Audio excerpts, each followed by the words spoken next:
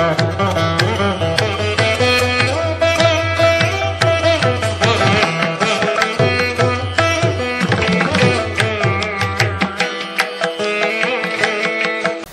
मंगल मांगल्ये शिवे सर्वार्थ साधिके शरण्ये त्र्यंबके गौरी नारायणी नमस्तुते।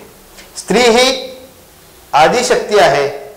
जगाची उत्पत्ती स्त्रीपासून आहे। स्त्री ही माया आहे। स्त्री ही ऊर्जेचं स्तोत्र आहे।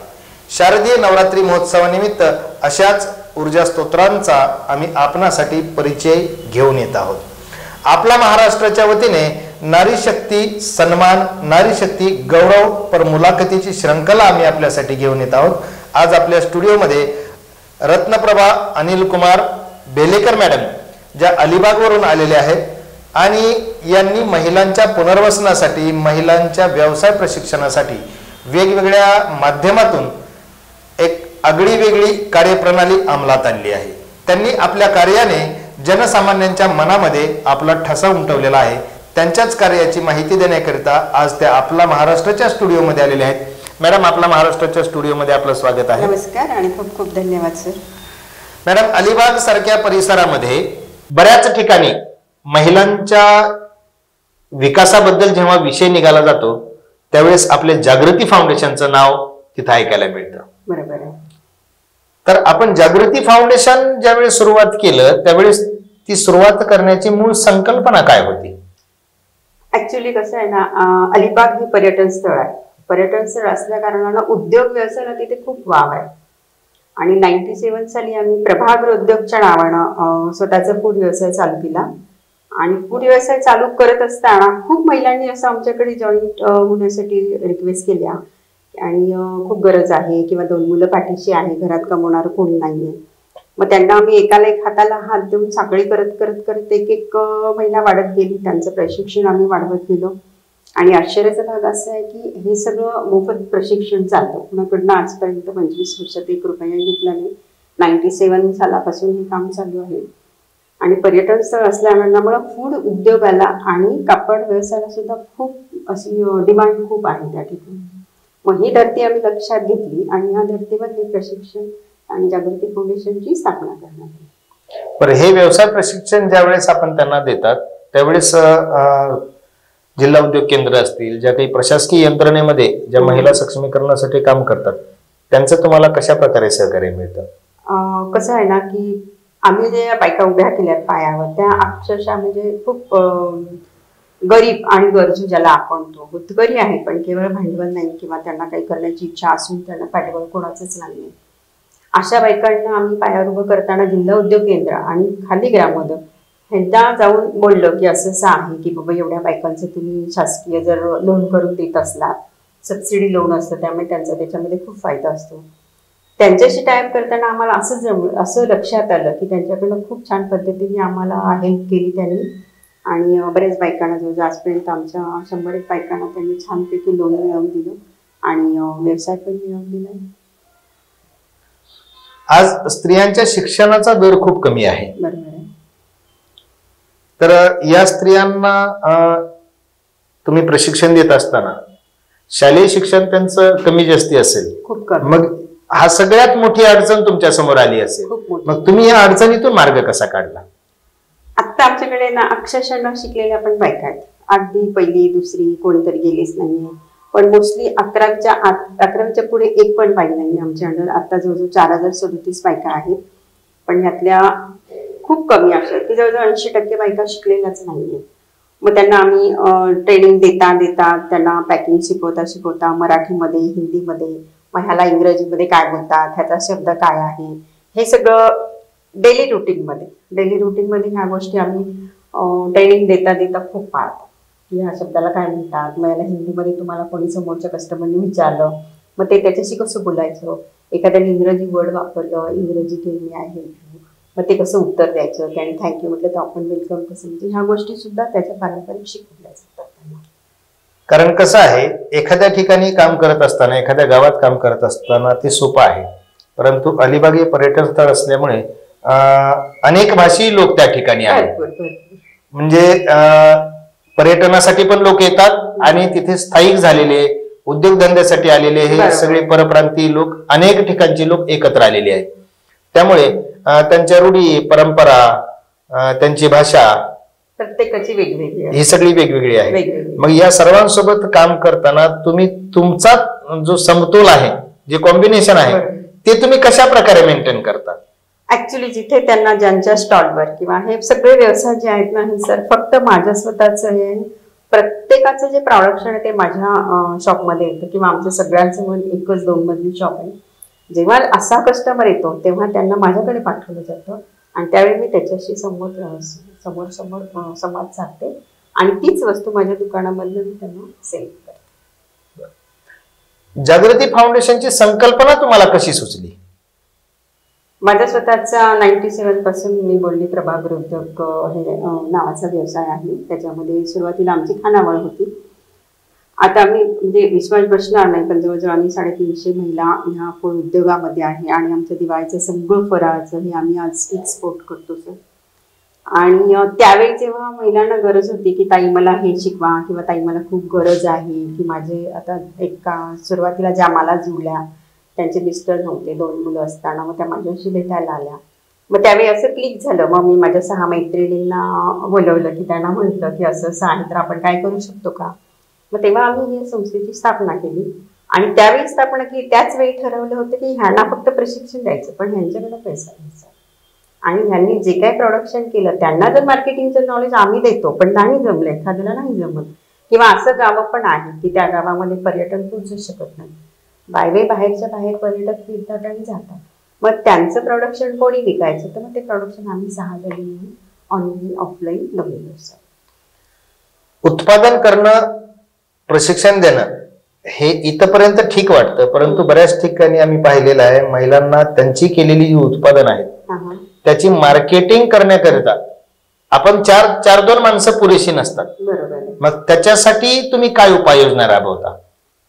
आता सगळ्यात महत्वाचं की आमच्या अंडरच जर 4037 महिला आहेत आणि आमचे वेगळे जवळजवळ 11 युनिट आहेत वेगवेगळ्या ठिकाणी. आमच्या आपसातलं जी खरेदी असते, शॉपिंग असतं किंवा काय, हे आम्ही बाहेर जातो.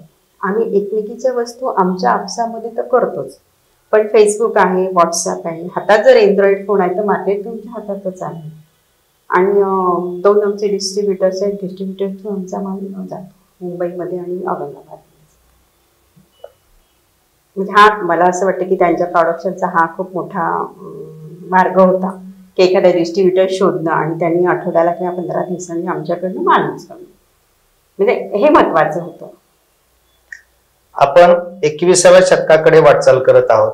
हे डिजिटल युग आहे आणि तंत्रज्ञानाचा उपयोग आपण आपल्या दैनंदिन जीवनात कसा करून घेऊ शकतो याचं एक जिवंत उदाहरण आता मॅडमनी सांगितलेलं आहे. रत्नप्रभा म्हणजे रत्न आणि त्याची प्रभा या दोघांचं कॉम्बिनेशन असं त्यांचं नाव आहे. त्यांच्या कार्यातून जी झळाळी समाजाला मिळालेली आहे, महिलांच्या जीवनाला मिळाली आहे, ती अगदी कौतुकास्पद आहे.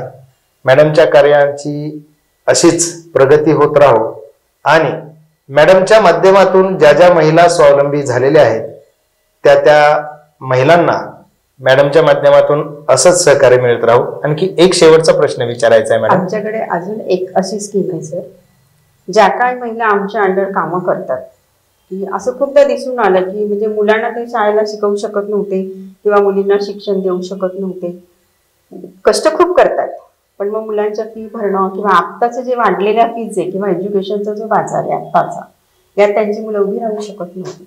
आम्ही सगळ्या बायकांनी जर ठरवलं ना की प्रत्येकीला 100-100 रुपये जरी द्यायचे तरी आम्ही एका मुलाची 2 मुलाची फी भरू शकतो.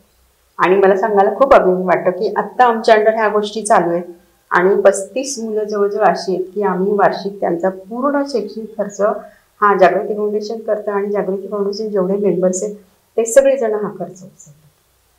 आमच्या ह्याच्यामध्ये कोणत्याही महिलेला घरामध्ये कुठलाही प्रॉब्लेम आला, छोटा असू दे मोठा असू दे, पण आमचे एकही मेंबर मागे राहत नाही. म्हणजे हे जे पाठबळ आहे ना हे आमच्या संस्थेकडे इतकं आहे की पूर्वी मी एकटी आणि माझे 2 हात होते, पण आज तसं नाही आहे. आज 4000 डोके आणि 8000 हातांची आमची साखळी आहे. त्यामुळे आमच्या इथे कुणालाही कुठल्याही महिलेला काहीही संकट आलं किंवा तिच्या फॅमिलीवर आलं तरी आमच्यातली एकही मेंबर अशी मागे पडत नाही, प्लीज.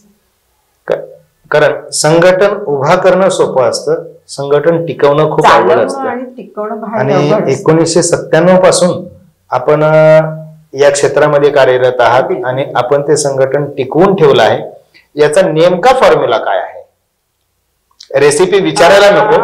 नाही, रेसिपी विचारू शकता, त्याच्यात काहीच प्रॉब्लेम नाहीये. फॉर्म्युला असं काही नाहीये, पण असं म्हणतात की जिभेवर साखर आणि डोक्यावर असं बर्फाचा कडा असला तर आयुष्य म्हणजे जगातली सगळी गोष्टी कुठली पण असू दे, अवघडातली अवघड गोष्टी खूप सोपं होऊन जाते.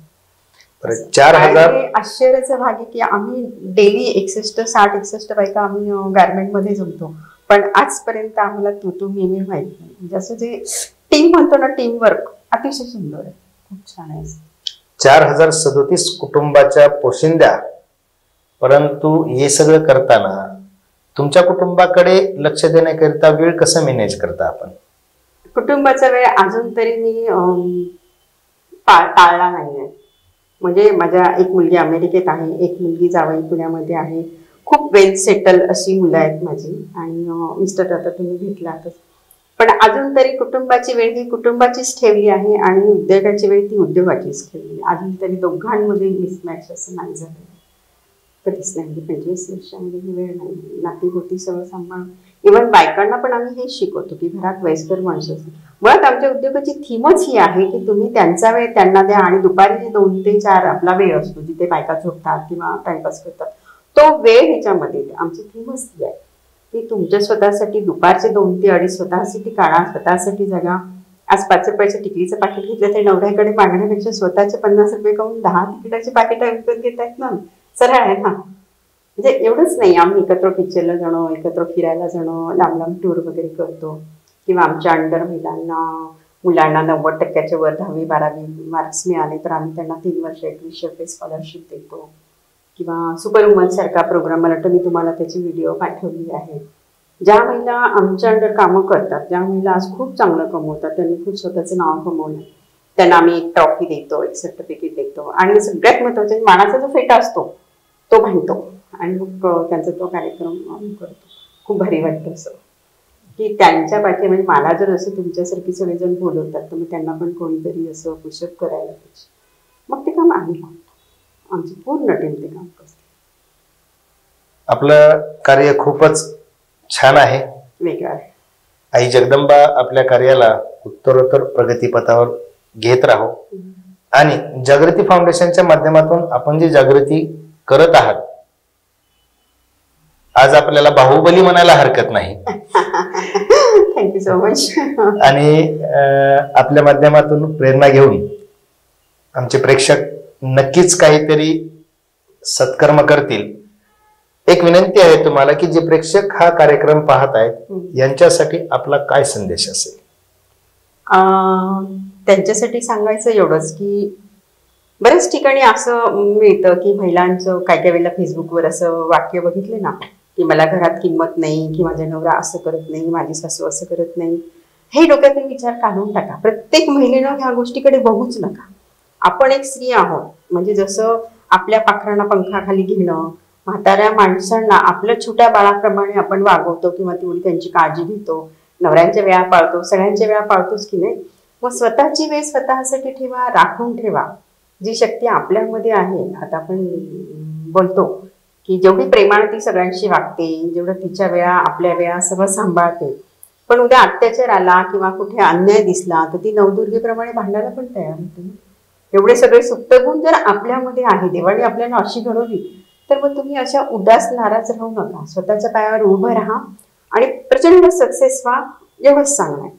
कधीही असं वाटलं की ऑल महाराष्ट्र आम्ही कामं करतो, कुठल्याही गावातनं तुम्ही आम्हाला बोलवा, आम्ही कुठल्याही गावात जायला तर त्या ऑल महाराष्ट्र मी स्वतः कुठेही जाते, कुठल्याही गावात जाऊन बायकांना आम्ही ट्रेनिंग देऊन त्यांचं स्वतःचं युनिट आम्ही स्थापन करून देतो. एवढीच विनंती आहे. आणि खरंच त्यांना कॉन्टॅक्ट करायचं असेल तर तुम्ही माझा नंबर खाली घेऊ शकता. मॅडमनी खूप अनमोल अशी माहिती आपणास दिलेली आहे, ती नक्कीच आपल्या सर्वांच्या उपयोगाची असेल. आपला महाराष्ट्र अशाच प्रमाणे संपूर्ण नवरात्रीमध्ये रत्नांची पारख करून आपल्या समोर घेऊन येत आहे. तोपर्यंत पाहत राहा आपला महाराष्ट्र. धन्यवाद.